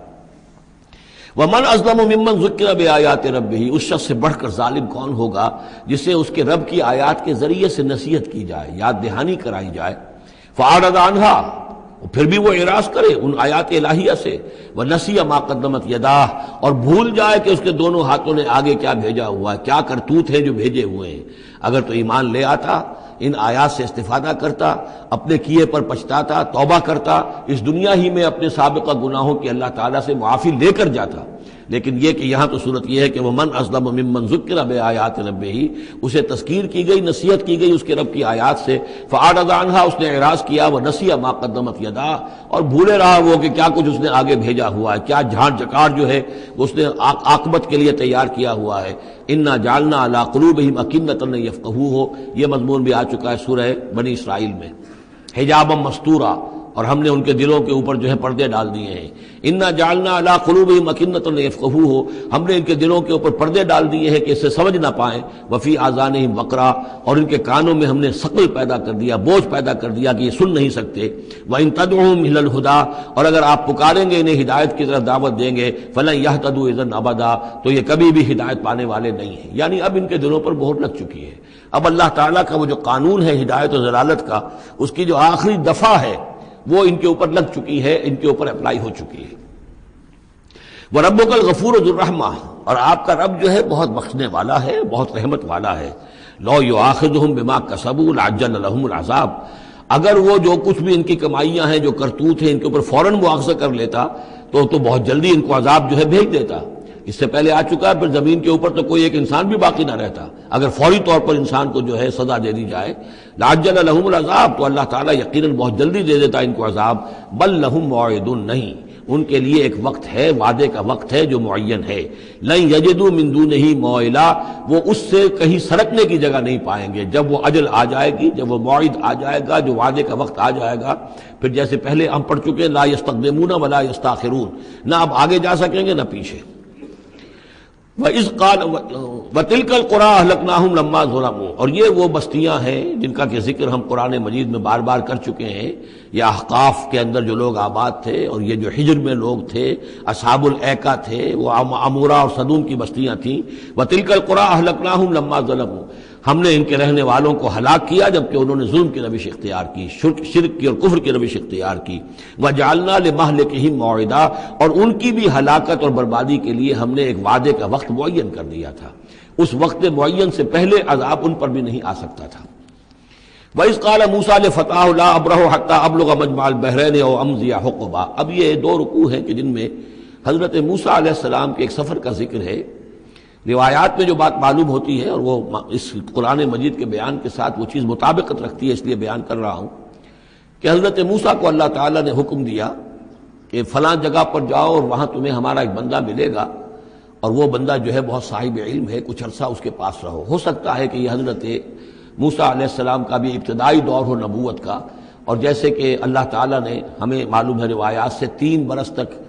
جو حضور صلی اللہ علیہ وسلم کی تعلیم کا بندوبست کیا ہے، ایک فرشتہ جو ہے مستقل جو ہے آپ کے ساتھ رہا ہے، اسی طریقے سے شاید اللہ تعالیٰ نے کسی یا تو فرشتے کو، جسے ہم خضر کہہ دیتے ہیں، یہ بھی کوئی یقین کے ساتھ معلوم نہیں کہ وہ خضر علیہ السلام، قرآن میں ان کا نام نہیں ہے، یہ بھی رائے ہے کہ وہ فرشتے ہیں، یہ بھی رائے ہے کہ وہ انسانوں میں سے کوئی انسان ہے جن کو اللہ تعالیٰ نے بہت لمبی عمر دے دی ہے، جیسے جن کو دے رکھی ہے ایک ابلیس کو، تو انسانوں میں سے ایک اچھے اپنے نیک اور اپنے پسندیدہ اور برگزیدہ انسان کو بھی اس نے بہت بڑی عمر دے رکھی ہے، وہ حضرت خضر ہے۔ واللہ عالم، اس کے بارے میں کوئی تفصیل ہم نہیں جان سکتے، لیکن یہ کہ حضرت موسیٰ علیہ السلام سے کہیں کسی جگہ پر ان کو یہ خیال آ گیا کہ شاید اس وقت روئے ارضی پر سب سے زیادہ علم جو ہے اللہ تعالیٰ نے مجھے عطا کیا ہے، لیکن اس کے لیے پھر ذرا تعدیباً اور تربیتاً اور تعلیماً اب انہیں کہا گیا کہ فلاں ہمارا بندہ فلاں جگہ جاؤ، تمہاری ملاقات ہوگی، کچھ دیر اس کے پاس رہو اور دیکھو کہ وہ اس سے کیا حکمت تم سیکھ سکتے ہو۔ اب اس کے لیے حضرت موسیٰ نکلے ہیں اپنے نوجوان ساتھی خادم کے ساتھ، یوشع ابن نون ان کو ساتھ لے کر۔ وَإِذْ قَالَ مُوسَىٰ لِفَتَاهُ لَا أَبْرَحُ حَتَّىٰ أَبْلُغَ مَجْمَعَ الْبَحْرَيْنِ، اور جب کہا موسیٰ نے اپنے اس نوجوان ساتھی سے جن کا نام یوشع ابن نون ہے کہ میں نہیں باز آؤں گا یہاں تک کہ چلتا رہوں اور پہنچ جاؤں مجمع البحرین تک، جہاں پر کہ دونوں دریا مل جاتے ہیں، او امضیہ حقبا، یا پھر میں چلتا رہوں گا، چاہے وہ مجھے سینکڑوں برس گزر جائیں میں چلتا رہوں گا۔ بتایا گیا تھا مجمع البحرین پر وہ ملے گا، اور خاص نشانی اس کی بتا دی گئی تھی کہ ہمارا وہ بندہ وہاں ملے گا تمہیں۔ اب مجمع البحرین پر بھی اختلاف ہے، ایک کا تو خیال یہ ہے، وہ جو نقشہ میں نے آپ کو دکھایا تھا، کہ یہ جو ریڈ سی ہے، اس کی جو 2 کھاڑیاں ہو جاتی ہیں، تو ان کا جو مقام اتصال ہے گویا کہ وہاں بھیجا گیا کہ یہاں پر، لیکن صحیح رائے زیادہ جو ہے وہ یہ ہے کہ یہ جو دریائے نیل آتا ہے مصر میں، تو یہ سوڈان سے آتا ہے، تو 2 دریا مل کر یہ دریا بنتے ہیں، النیل الازرق اور النیل الابیض، ایک سفید رنگ کا پانی ہے اور ایک بھی نیلے رنگ کا پانی ہے۔ یہ نقشہ ہمیں بھی اٹک پر نظر آتا ہے، دریائے سندھ جو تربیلا سے نکل کر پانی آتا ہے وہ نیلے رنگ کا ہے، اور جو دریائے کابل کا پانی آ رہا ہوتا ہے مغرب سے تو اس کا وہ پانی گدلا ہے، اور کافی دور تک پھر ہمیں نظر آتا ہے کہ یہ دریائے کابل کا پانی چل رہا ہے گدلے رنگ کا، اور یہ صاف صاف پانی جو ہے دریائے سندھ کا چل رہا ہے۔ تو اسی طرح کا معاملہ وہاں پر ہے، نیل جو ہے نیلا نیل اور سفید نیل، النیل الازرق اور النیل الابیض، وہاں پر پہنچے ہیں کہیں، یہ یوں سمجھیے خرطوم کے آس پاس، کہ میں اب چلتا جاؤں گا۔ فلما بلغا مجمع بینہما، جب یہ پہنچ گئے اس دونوں دریاؤں کے ملنے کی جگہ پر، نسیا حوتہما، یہ بتا دیا گیا تھا کہ ایک جو مچھلی ہے تل کر اس کو ساتھ لے لینا تاکہ تمہارے وہ غذا کا کام بھی دے گی، اور اسی کو نشانی بنانا تھا اللہ نے بتانے کے لیے کہ کس جگہ پر وہ اس شخص سے ملاقات ہوگی۔ جب وہ پہنچے ان دونوں کی مجمع کے مقام پر، نسیا حوتہما، تو انہوں نے بھول گئے اپنی اس مچھلی کو، فاتخذ سبیلہ فی البحر سربا، اور وہ مچھلی جو ہے وہ زندہ ہو کر، حالانکہ بھنی ہوئی تھی تلی ہوئی تھی، وہ زندہ ہو کر اور اس نے وہ سرنگ سی بنا کر اور سمندر میں چلی گئی۔ فلما جاوزا، اب یہ نقشہ جو ہے یہ ان کے جو ساتھی تھے یوشع ابن نون، انہوں نے دیکھا ہے اپنی نگاہ سے کہ یہ معاملہ ہوا ہے، لیکن یہ کہ اس کا تذکرہ کرنا حضرت موسیٰ علیہ السلام سے بھول گئے۔ فلما جاوزا، جب وہ وہاں سے آگے نکل گئے، قال لفتاہ آتنا غداءنا، انہوں نے اپنے اس نوجوان ساتھی سے کہا، خادم سے، کہ بھئی ہمارا وہ کھانا لے آؤ، ناشتہ لے آؤ، لقد لقینا من سفرنا ھذا نصبا، اب ہمیں اس سفر سے کوئی تکان طاری ہو گئی ہے، ایگزاسشن ہو رہی ہے۔ اور یہاں یہ نقطہ بیان کیا ہے مفسرین نے کہ چونکہ اس اصل مقام سے آگے نکل آئے تھے اس لیے اب تکان ہوئی ہے، ورنہ جو مقام تک پہنچنا تھا وہاں تک انہیں تکان کا کوئی احساس نہیں ہوا۔ قال ارأيت إذ أوينا إلى الصخرة، اس نوجوان نے یہ کہا خادم نے کہ آپ دیکھیے جب ہم اس چٹان کے پاس تھوڑی دیر کے لیے رکے تھے سستانے کے لیے، فإني نسيت الحوت، تو میں اس مچھلی پر نگاہ رکھنا بھول گیا، اس کی حفاظت کرنا بھول گیا، وما انسانیہ الا الشیطان ان اذکرہ، اور شیطان نے مجھے بھلائے رکھا کہ میں آپ سے ذکر بھی نہیں کر سکا، واتخذ سبیلہ فی البحر، وہ تو زندہ ہو کر اور اس نے اپنا راستہ بنایا اور سمندر میں اتر گئی۔ یا دریا میں اتر گئی. عجبا، بہت عجیب یہ واقعہ تھا جو پیش آیا تھا. قال ذالک ما کنا نبغی، اب حضرت موسیٰ نے کہا اسی کے تو ہم تلاش میں تھے، یہی تو نشانی بتائی گئی تھی کہ یہاں پر، اب چلو واپس وہیں. فارتدا علی آثارہما قصصا، تو وہ اب لوٹے اپنے نقوش پا کو دیکھتے ہوئے، چونکہ وہیں پہنچنا ہے اب جہاں پر کہ وہ مچھلی جو ہے وہ زندہ ہو کر اور دریا میں اتر گئی تھی. فوجد عبدا من عبادنا، اب جو وہاں پہنچے تو پایا ہمارے بندوں میں سے ایک خاص بندے کو. آتیناہ رحمتا من عندنا، ہم نے اسے رحمت عطا کی تھی خاص اپنے پاس سے. وعلمناہ من لدنا علما، اور اسے علم سکھایا تھا خاص اپنے پاس سے. یہ علم لدنی ایک اصطلاح ہے جو یہیں سے لفظ اخذ کیا گیا ہے. ایک علم وہ ہے جو ہم سیکھتے ہیں، جو بھی پڑھتے ہیں سیکھتے ہیں، تفسیر پڑھی ہے، عربی پڑھی ہے، نحو پڑھی ہے، فقہ پڑھی ہے، یہ علم حاصل ہو رہا ہے، یا جیوگرافی پڑھی ہے، تاریخ پڑھی ہے. ایک وہ علم ہے جو اللہ کسی کے دل میں ڈال دیتا ہے بغیر کسی مادی طور پر دنیاوی اعتبار سے کسی تحصیل علم کی مشقت سے گزرے ہوئے. اس کو علم لدنی کہتے ہیں. لدن کہتے ہیں نزدیک، لدن اللہ، لدنی ہم نے اپنے پاس سے، اپنے خاص خزانہ فضل سے، خاص خزانہ فیض سے اسے علم عطا کیا تھا. ہم نے اسے رحمت بھی دی تھی. آتیناہ رحمتا من عندنا وعلمناہ من لدنا علما.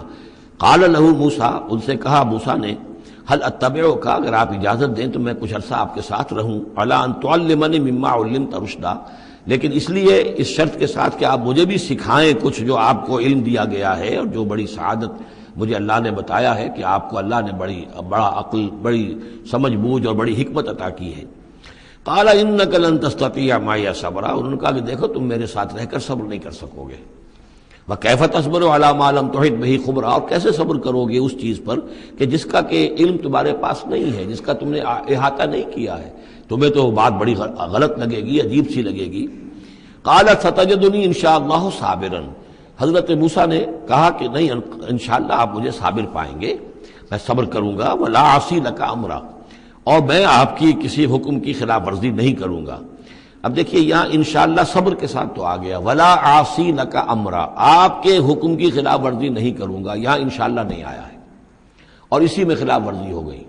یعنی یہ کہ انہوں نے جو حکم دیا تھا پھر اس کی وہ پابندی نہیں کر پائے. ولا تقولن لشیء انی فاعل ذلک غدا، اس کے ساتھ اس کو جوڑ لیجئے جو ہم پڑھا ہے اسی صورت میں. حضور سے کہا گیا تھا کبھی نہ یہ کہیے گا. یہاں بھی کہتے ہیں انشاءاللہ میں کوشش کروں گا، انشاءاللہ اللہ تعالیٰ کے فضل و کرم سے میں آپ کے حکم کی خلاف ورزی نہیں کروں گا. قال فإن اتبعتنی، اب یہ حکم ہے ان کا. انہوں نے کہا کہ اگر تم میرے ساتھ چلنا چاہتے ہو، رہنا چاہتے ہو، فلا تسألنی عن شیء، تو کسی چیز کے بارے میں مجھ سے خود مت پوچھنا. حتی احدث لک منہ ذکرا، یہاں تک کہ میں خود اس کے بارے میں کوئی تذکرہ کروں. بس دیکھتے جاؤ جو بھی میرے ساتھ ہو رہا ہے، دیکھتے رہو، آبزرو کرو، چپ رہو، خاموش رہو. میں جب مناسب سمجھوں گا جو اصل حکمت ہے ان چیزوں کی کہ جو تمہارے مشاہدے میں آئیں گی وہ میں تمہیں بتا دوں گا، لیکن تم مجھ سے سوال نہیں کرو گے. فانطلقا، اب وہ دونوں چلے، گویا کہ حضرت موسیٰ نے وہ بات مان لی. حتی اذا رکبا فی السفینۃ، یہاں تک کہ جب وہ دونوں سوار ہوئے کشتی میں. خرقہا، اب ان صاحب نے، یہ جو صاحب موسیٰ انہیں کہیں یا حضرت خضر کہیں، انہوں نے کشتی کا ایک تختہ اکھاڑ دیا. قال خرقتہا لتغرق اہلہا، اب حضرت موسیٰ علیہ السلام کہاں خاموش رہنے والے تھے. اتنا غلط کام کر رہے ہو تم، ساری اس کشتی کو ڈبونا چاہتے ہو. کیا تم نے توڑ ڈالا ہے، پھاڑ دیا ہے اس کشتی کو تاکہ غرق کر دو اس کے اندر جو سوار ہیں ان سب کو. لقد جئت شیئا امرا، یہ تو آپ نے ایک بہت غلط کام کیا، بہت بھاری ایک جرم ہے جو آپ سے سرزد ہوا ہے. قال الم اقل انک لن تستطیع معی صبرا، انہوں نے کہا کیا میں نے نہیں کہا تھا کہ تم میرے ساتھ صبر نہیں کر سکو گے. تو اصل بات سمجھ لیجئے وہ کیا ہے کہ دنیا میں جو ظاہر میں کوئی عمل ہو رہا ہوتا ہے ہم اس کو دیکھتے ہیں، اس کے پیچھے اللہ کی کیا مشیت کام کر رہی ہے وہ ہمیں نظر نہیں آتی. بظاہر کوئی شے ہمارے لیے بری ہے، اس کے پیچھے کوئی خیر آ رہا ہے، ہم اس بری چیز کو برا سمجھ کر اور وہ ہم جو ہے نالا و شیون کا معاملہ اختیار کر لیتے ہیں. عسیٰ ان تکرہوا شیئا وہو خیر لکم وعسیٰ ان تحبوا شیئا وہو شر لکم واللہ یعلم وانتم لا تعلمون. یہ ہے اصل میں وہ بات کہ جو سورہ بقرہ میں ہم نے پڑھی تھی. ہو سکتا ہے تم کسی چیز کو برا سمجھو جبکہ حقیقت میں وہ تمہارے لیے بہتر ہو، اور ہو سکتا ہے کہ تم کسی چیز کو اچھا سمجھو، حقیقت میں تمہارے لیے وہ مضر ہو. اللہ جانتا ہے، تم نہیں جانتے. تو تفویض الامر ہونا چاہیے اللہ کی طرف، اے اللہ جو تجھے میرے لیے پسند ہے. لیکن یہ جو بھی فرشتے کر رہے ہوتے ہیں، اور ظاہر بات ہے یہ بھی ہو سکتا ہے فرشتے ہوں یا اولیاء اللہ میں سے کسی کی روح ہے، تو جیسا کہ شاہ ولی اللہ کا قول میں نے آپ کو سنایا ہے کہ وہ بھی ملائکہ کے طبقہ اسفل میں شامل ہو جاتے ہیں اور وہی اللہ تعالیٰ کے احکام کی جو ہے تنفیذ کرتے ہیں۔ تو یہ شرعی احکام نہیں ہے، یہ تکوینی احکام ہے۔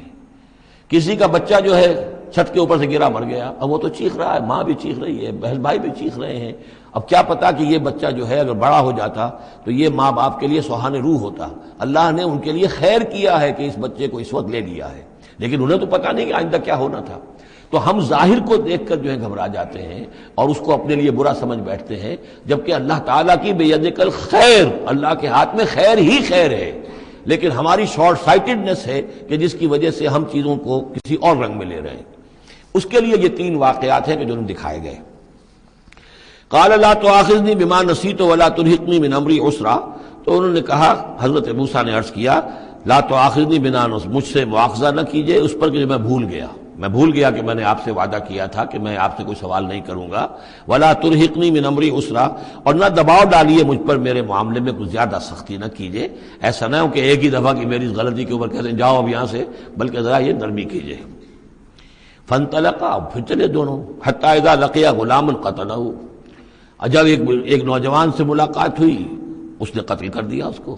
حضرت خضر نے۔ قال قتلت نفسا زکیۃ بغیر نفس، حضرت موسیٰ علیہ السلام پھر بولے یہ کیا کیا آپ نے؟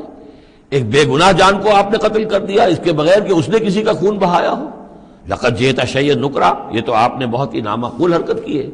قال الم اقل انک لن تستطیع معی صبرا، اب انہوں نے بھی ذرا ڈانٹ کے انداز میں کہا الم اقل لک، کیا میں نے نہیں کہا تھا تم سے کہ تم میرے ساتھ صبر نہیں کر سکو گے؟ قال ان سالتک عن شیء بعدها فلا تصاحبنی، حضرت موسیٰ نے عرض کیا کہ اچھا ٹھیک ہے، اب اگر تیسری مرتبہ مجھ سے غلطی ہو جائے، دوسری مرتبہ اور مجھے معافی دے دیں، اگر اب میں اس کے بعد کوئی آپ سے سوال کروں تو پھر ٹھیک ہے، آپ مجھے اپنے ساتھ نہ رکھیے گا، فلا تصاحبنی، پھر یہ کہ میں اپنا راستہ لے لوں گا۔ قد بلغت من لدنی عذرا، میری جانب سے آپ نے جو ہے حجت قائم کر دی ہے اور آپ عذر جو ہے اب آپ کر سکتے ہیں کہ آپ مجھے اپنے ساتھ نہ رکھیں، یعنی خطا میری ہے۔ فانطلقا، پھر چلے، حتی اذا اتیا اہل قریۃ استطعما اہلہا، اور جب یہاں تک کہ وہ پہنچے ایک بستی والوں کے پاس، وہاں انہوں نے ان سے چاہا کہ وہ انہیں کھانا کھلائیں، مسافر جیسے ہوتے ہیں کہ بھائی ہم لوگ آئے ہیں، مسافر ہیں، آپ کی بستی میں آئے ہیں تو ہمیں کھانا کھلائیے۔ فابوا ان یضیفوہما، تو وہاں کی بستی والوں نے، وہ ایسے کچھ کٹھور اور شقی لوگ تھے، انکار کر دیا ان کی ضیافت سے، انہیں کچھ کھانے کو نہیں دیا۔ فوجدا فیہا جدارا، وہاں انہوں نے دیکھا ایک دیوار، یرید ان ینقضہ، کہ بالکل گرنے کو ہے، ٹوٹنے کو ہے، گرنے کو ہے۔ فاقامہ، تو وہ حضرت خضر نے اس کو سیدھا کر دیا، بنا دیا اور سیدھا کر دیا، مضبوط کر دیا۔ قال لو شئت لاتخذت علیہ اجرا، تو حضرت موسیٰ نے پھر کہا کہ اگر آپ چاہتے، یہ اتنے ناہنجار لوگ، انہوں نے مسافروں کو کھانا تک نہیں دیا اور آپ نے بغیر مزدوری لیے ہوئے ان کا کام کر دیا، ان کی دیوار سیدھی کر دی۔ لو شئت لاتخذت علیہ اجرا، آپ اس پر اجرت طلب کرتے ان سے، اور یہ جو اجرت سے جو ہے بہرحال ہم جو ہے کچھ نہ کچھ کھاتے پیتے۔ قال ھذا فراق بینی و بینک، کہ بس یہ اب میرے اور آپ کے درمیان اب علیحدگی کا وقت ہے۔ سأنبئک بتأویل ما لم تستطع علیہ صبرا، اب میں تمہیں بتائے دیتا ہوں اصل راز اور حقیقت ان چیزوں کا جس پر کہ آپ صبر نہ کر سکے۔ اما السفینہ، جہاں تک اس کشتی کا معاملہ ہے، فکانت لمساکین یعملون فی البحر، تو یہ ان مزدوروں کی ملکیت تھی کہ جو دریا میں محنت کرتے ہیں، جیسے کشتی ہے ادھر سے ادھر اتار دیا، دو پیسے لے لیے، ایک پیسہ لے لیا، یہ مزدوری کر رہے ہیں، ان کے لیے گویا کہ کمائی کا اور ان کی معاش کا یہی ذریعہ ہے۔ فاردت ان اعیبھا، میں نے یہ چاہا کہ اس کو عیبدار کر دوں۔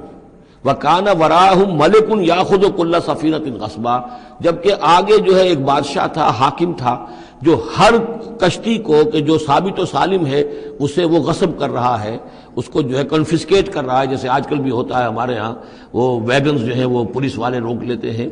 تو اسی طریقے سے وہ جو ہے قبضہ کر رہا ہے ان پر۔ یاخذ کل سفینۃ غصبا، اب وہ دیکھے گا کہ یہ تو ٹوٹی بھی کشتی چھوڑ دے گا، تو کشتی میں ایک تختہ لگا لینا تو آسان کام ہے، پوری تختی جا رہی تھی، تو میں نے ایک تختہ جو ان کا جو ہے توڑ دیا ہے تاکہ اسے ناقص سمجھ کر وہ بادشاہ جو ہے اسے ریجیکٹ کر دے اور اس کشتی کو نہ لے، تو ان مزدوروں کی پوری کشتی بچ جائے۔ ایک تختہ توڑنے سے تختی بچتی ہے، اور یہ سالم رہتی تختی تو پوری کشتی جا رہی تھی۔ تو میں نے ان کی خیر کے لیے کیا ہے، جس کو تم نے یہ سمجھا کہ شاید میں لوگوں کو ہلاک کرنے کے لیے میں نے یہ قدم اٹھایا ہے۔ وَأَمَّا الْغُلَامُ، اور جہاں تک اس لڑکے کا معاملہ ہے، نوجوان کا، فَكَانَ أَبَوَاهُ مُؤْمِنَيْنِ، اس کے والدین بڑے نیک اور صالح ہیں، والدین دونوں کے دونوں، فَخَشِينَا أَن يُرْهِقَهُمَا طُغْيَانًا وَكُفْرًا۔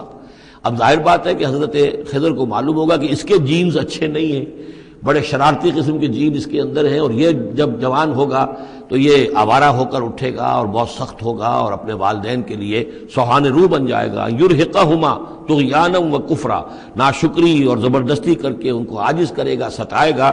فَأَرَدْنَا يُبْدِلَهُمَا رَبُّهُمَا خَيْرًا مِّنْهُ زَكَاةً وَأَقْرَبَ رُحْمًا، تو ہم نے یہ چاہا کہ ان کا رب ان کے لیے بدل دے، اس سے بہتر اولاد اسے دے، بیٹا دے دے کہ جو اس کے لیے پاکیزگی میں بھی اور شفقت اور رحمت میں بھی اس سے بہتر ہو، جو ان کے لیے بڑھاپے میں سہارا بن سکے۔ تو ہم نے صرف یہ کیا ہے کہ یہ بچہ جو ہے وہ یہ ساری چیزیں جو اللہ کے حکم سے میں کر رہا ہوں، یہ گویا کہ تکوینی امور ہیں جو ہو رہے ہیں، یہ تشریعی امور نہیں ہے، تم شریعت کے حوالے سے دیکھ رہے ہو اور میں یہ تکوینی معاملات کر رہا ہوں اللہ کے حکم کے مطابق۔ اور یہ در حقیقت رحمت ہے، جس کو کہ لوگوں نے یہ سمجھا ہوگا جن کا بچہ جو والدین کا فوت ہو گیا تو ان کے اوپر تو پہاڑ ٹوٹ پڑا ہوگا غم کا، لیکن اصل میں اللہ تعالیٰ نے یہ ان کے خیر کے لیے کیا۔ وَأَمَّا الْجِدَارُ، اور جہاں تک اس دیوار کا معاملہ ہے، فَكَانَ لِغُلَامَيْنِ يَتِيمَيْنِ فِي الْمَدِينَةِ، تو یہ دو غلام لڑکوں کی دیوار ہے جو شہر میں رہتے ہیں۔ وَكَانَ تَحْتَهُ كَنْزٌ لَهُمَا، اور اس دیوار کی جڑ میں ان کے لیے ایک دفینہ ہے۔ وَكَانَ أَبُوهُمَا صَالِحًا، اور ان کا باپ جو ہے وہ بہت نیک آدمی تھا، باپ نیک تھا، وہ جو سمجھئے کہ کسی جوانی میں یا کوئی وقت جو ہے وہ اس کی موت کا وقت آ گیا، بچے چھوٹے چھوٹے تھے، اس نے کچھ اپنی پونجی جو ہے گھر کے اندر ایک دیوار کی جڑ کے اندر بنیاد کے اندر دفن کر دی، یہ بڑے ہو جائیں بچے یہ نکال لیں۔ اب چونکہ وہ نیک تھا لہذا اللہ تعالیٰ کی طرف سے اس کا اہتمام ہو رہا ہے۔ دیوار اگر اس وقت گر گئی ہوتی تو یہ خزانہ ظاہر ہو جاتا، اور ابھی وہ بچے جو ہیں وہ چھوٹے ہیں، تو لہذا یہ لوگ جو ہیں بستی والے کتنے ناہنجار ہیں جنہوں نے ہمیں کھانے کو نہیں دیا ہے، وہ کیا یتیموں کے اس مال کا لحاظ کریں گے؟ وہ سارا کا سارا اس مال کو قبضہ کر لیں گے۔ تو میں نے وہ دیوار بنا دی ہے۔ کان ابوہما صالحا، ان کا باپ بہت نیک آدمی تھا۔ فاراد ربک یبلغا اشدہما، تو آپ کے رب کا یہ فیصلہ ہوا کہ یہ دونوں بچے جو ہیں اپنی پوری جوانی کو، پختگی کو، بلوغت کو پہنچ جائیں، ویستخرجا کنزہما، اور پھر وہ اپنا خزانہ نکال لیں۔ رحمتا من ربک، یہ تینوں امور آپ کے رب کی رحمت کا منظر ہے۔ بظاہر جو بھی نظر آ رہا ہے تو دنیا میں جو حالات و واقعات ہو رہے ہیں یہ حقیقت دنیا کے اعتبار سے ہم اس کے ظاہر کو دیکھتے ہیں، اور ظاہر کے حوالے سے ہی دل گرفتہ ہو گئے، رنجیدہ ہو گئے، نقصان ہو گیا، یہ ہو گیا، ہاں اے فلک پیر جواں تھا ابھی عارف، کیا تیرا بگڑتا جو نہ مرتا کوئی دن اور، مرثیوں پر مرثیے کہے جا رہے ہیں، یہ سب کچھ ہوتا ہے، لیکن یہ کہ یہ پتہ نہیں ہوتا کہ اللہ تعالیٰ کی طرف سے جو بھی ہے وہ خیر ہے، اسی میں بھلائی ہے۔ تو بندہ مومن کا کام کیا ہے؟ تفویض الامر الی اللہ، اپنے معاملات کو اللہ کے حوالے کر دے، راضی برضائے رب، جو اللہ کی طرف سے آیا کہ ہر ساقی ماریخت عین الطافست، رحمتا من ربک، یہ سب کچھ رحمت تھا، رحمت ہے آپ کے رب کی طرف سے۔ وما فعلتہ عن امری، یہ میں نے اپنے جی سے نہیں کیا ہے، میرا فیصلہ نہیں ہے۔ یعنی یہ جو بھی تھے، چاہے فرشتے تھے اور چاہے کوئی نیک انسان ہے جنہیں اللہ نے بہت لمبی زندگی دے دی ہے، چاہے یہ کوئی روح ہے کہ جو انسانی شکل میں پھر آ گئی ہے، کہ جو اللہ تعالیٰ نے کسی ولی اللہ کی روح کو جو ہے وہ طویل زندگی دے رکھی ہے، کوئی بھی ہے، اس سے کوئی فرق واقع نہیں ہوتا، لیکن یہ کہ وہ در حقیقت کارکنان قضاء و قدر کی فوج میں ریکروٹ ہو گئے۔ وہ جو فیصلے کر رہے ہیں، جس کی تنفیذ کر رہے ہیں، اس کا شریعت سے تعلق نہیں ہے، وہ تکوینی امور ہے اللہ تعالیٰ کے۔ ذالک تعویل ما لم تستطع علیہ صبرا، یہ ہے تعویل، یہ ہے اصل حقیقت، یہ ہے اصل راز ان چیزوں کا جس پر کہ اے موسیٰ تم صبر نہ کر پائے۔ اب اس کے بعد جو ایک رکوع میں واقعہ آ رہا ہے ذوالقرنین کا، تو جو بھی ایک دو منٹ ہمارے پاس ہے اس میں میں تھوڑی سی تمہید بیان کیے دیتا ہوں کہ تو ایک سوال یہ بھی تھا کہ ذوالقرنین کون ہے؟ یہ کون ہے؟ یہ سمجھئے کہ اس صدی تک تقریباً 1300 برس تک ہمارے مفسرین ان کے علم میں نہیں تھا کہ کوئی اتنا بڑا بادشاہ ہو رہا ہو جتنا بڑے بادشاہ کا ذکر ابھی ذوالقرنین کے حوالے سے آئے گا، تو لہٰذا لوگوں نے یہ سمجھا عام طور پر کہ سکندر اعظم، یہی معلوم تھا سکندر بہت بڑا فاتح تھا، وہ مقدونیہ سے چلا یونان سے اور دریائے بیاس تک آ گیا، کتنا بڑا، تو اس کو، لیکن یہ کہ اس کی سیرت و کردار جو ہے جو سکندر کی معلوم ہے اس کی کوئی مناسبت ذوالقرنین کے اس کردار سے نہیں ہے۔ ذوالقرنین اصل میں ایران کے بادشاہ تھے، اور ایران اس وقت دو ملکوں میں اوپر میں منقسم تھا۔ اب بھی اگر ابھی کبھی نقشہ دیکھیں گے تو ایک علاقہ جو ہے ایران کا وہ تو ہے جو خراسان کا حصہ ہے، جو اصل ایران ہے اس کو بھی یوں سمجھیے دو حصوں میں، ایک پارس پرانا کہلاتا تھا جس سے فارس کا لفظ بنا ہے، اور دوسرا مادہ تھا، میڈیا یا مادہ. تو یہ ایک شخص ایسے ابھرے کہ جنہوں نے ان دونوں کو ملا کر ایک حکومت بنایا، اور وہاں سے سلطنت ایران کا جو یوں سمجھیے کہ جو ان کا ایک سنہرا دور ہے، اور ان کی عظمت و سطوت جس کی کہ وہ بہت زیادہ جس پر فخر کرتے ہیں، اس لیے کہ ایرانی قوم بڑی نیشنلسٹ ہے، نسل پرست ہے. ان کے اندر اپنی تاریخ پر، اپنی روایات پر جو ہے وہ بہت ان کو فخر ہے. تو وہاں سے وہ دور شروع ہوا، اور انہوں نے پھر اس علامت میں کہ میں نے دو ملکوں کو جوڑ کر ایک بنایا ہے، اپنے تاج کے اندر دو سینگ لگا لیے تھے، اور وہ جو ہے ذوالقرنین یہ لقب ان کا ہو گیا تھا. اس کے حوالے سے سوال کیا گیا، اور اس کے بارے میں تفصیل جو اگلے رکوع میں آئے گی. بارک اللہ لی ولکم فی القرآن العظیم ونفعنی وإیاکم بالآیات والذکر الحکیم.